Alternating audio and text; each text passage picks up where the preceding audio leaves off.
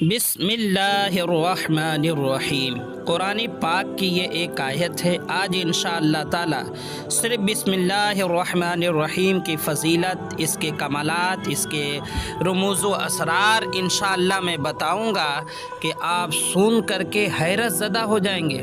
آپ کی عقل حیران رہ جائے گی کہ پورے قرآن کی عظمت تو اپنی جگہ ہے، صرف بسم اللہ الرحمن الرحیم کے کمالات، اس کے راز اس قدر ہیں، آپ سن کر کے حیران ہو جائیں گے یقیناً۔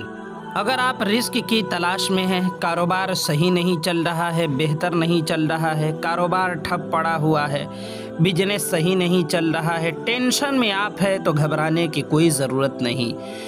35 مرتبہ بسم اللہ الرحمن الرحیم کسی کاغذ پر لکھ کر کے یا کسی سے لکھوا کر کے اپنے دکان میں رکھ دے، انشاءاللہ تبارک و تعالی اس کی آپ خوب برکت پائیں گے۔ اس کے علاوہ اس کے ساتھ آپ نماز بھی پڑھیں اور صدقہ بھی کرتے رہیں تاکہ صحیح طور پر آپ بسم اللہ الرحمن الرحیم کی برکت پا سکیں۔ بسم اللہ الرحمن الرحیم یہ با برکت لفظ ہے کہ آپ دیکھیں گے قرآن کریم میں ہر سورے کی شروعات ابتدا اسی سے ہے۔ 114 سورہ ہے اور 114 سورہ میں سے 113 سورہ کی شروعات بسم اللہ الرحمن الرحیم ہی سے ہے، یہ بتانے کے لیے کہ قرآن جیسی بابرکت چیز کی شروعات ابتدا جب بسم اللہ سے ہے تو آپ بھی ہر جائز اور بہتر کام کی شروعات بسم اللہ الرحمن الرحیم ہی سے کیا کریں۔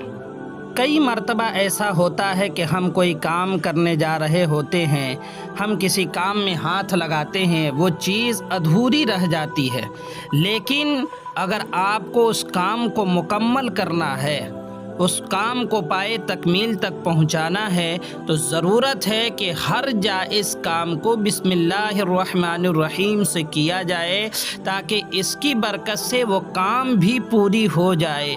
میں آپ کو اسکرین پر دیکھیے حدیث پاک ہے، ترمذی شریف کی حدیث پاک ہے۔ اللہ کے رسول صلی اللہ علیہ وآلہ وسلم نے فرمایا، جس نے بسم اللہ نہ پڑھی یعنی بسم اللہ پڑھے بغیر وضو کیا تو اللہ کے رسول نے فرمایا کہ اس کا وضو نہیں ہوا۔ اللہ اکبر! کیوں نہیں وضو ہوا؟ نبی نے فرمایا اس نے بسم اللہ نہیں پڑھا، اس وجہ سے وضو نہیں ہوا۔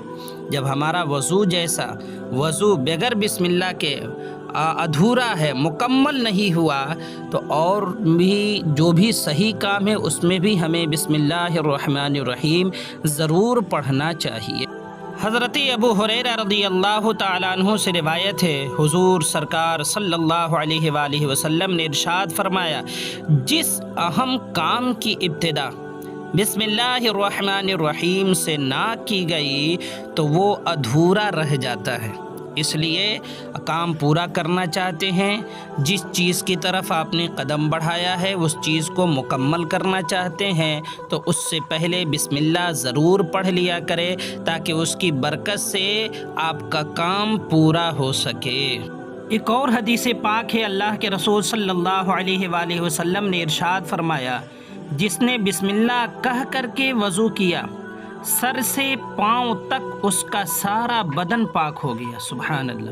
اور جس نے بغیر بسم اللہ وضو کیا اس کا اتنا ہی بدن پاک ہوگا جتنے پر پانی گزرا، یعنی اس نے منہ دھویا تو منہ پاک ہوا، ہاتھ دھویا تو ہاتھ پاک ہوا، پیر دھویا تو پیر پاک ہوا، کلی کیا تو منہ اندرونی حصہ پاک ہوا، لیکن اس سے اور سب چیز تو دل تو نہیں دھلا، پیٹ تو نہیں دھلا، دماغ تو نہیں دھویا آپ نے، لیکن بسم اللہ پڑھ کر کے اگر آپ وضو کریں تو پورا جسم اللہ کے رسول نے فرمایا پاک ہو جائے گا۔ سبحان اللہ! اب ایک کمال کا حدیث پاک ذرا سنیے۔ اگر آپ اپنے کھانے کو اور اپنے گھر کو شیطان سے بچانا چاہتے ہیں تو اس حدیث پاک کو ضرور سنیے۔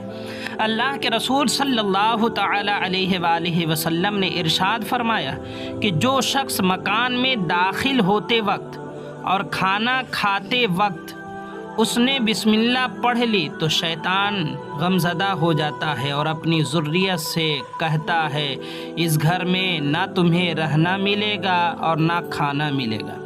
اور اگر داخل ہوتے وقت کوئی اپنے گھر میں داخل ہوتے وقت بسم اللہ نہ پڑھے کھانا کھانے سے پہلے بسم اللہ نہ پڑھے تو پھر وہ شیطان خوش ہو جاتا ہے اور اپنی ذریت سے کہتا ہے اب تمہیں اس گھر میں رہنے کی جگہ بھی ملے گی اور کھانا بھی ملے گا۔ لہٰذا اپنے کھانا کو اور اپنے گھر کو شیطان سے پاک کرنا چاہتے ہیں اس کی نحوست سے، تو ضرور کھانے سے پہلے بھی اور گھر میں داخل ہوتے وقت بھی بسم اللہ پڑھے۔ شاید کھانے سے پہلے تو آپ کو معلوم ہوگا کہ کھانے سے پہلے بسم اللہ پڑھنا چاہیے، لیکن گھر میں داخل ہوتے وقت شاید آپ کو نہیں معلوم ہوگا، اور لوگوں تک بھی یہ بات ضرور پہنچائے اور آگے اور مزید آپ حضرات سماعت کریں۔ بسم اللہ کی برکت آپ سن رہے ہوں گے اور آپ کی عقل حیران ہوگی کہ اللہ اکبر، اتنا سارا فائدہ ہے صرف بسم اللہ کا۔ ایک یہاں پر غور کرنے والی بات یہ ہے کہ آج کل لوگ صحت کو لے کر پریشان ہیں کہ صحت مند نہیں ہے، کھانا ہمارے جسم کو نہیں لگ رہا ہے۔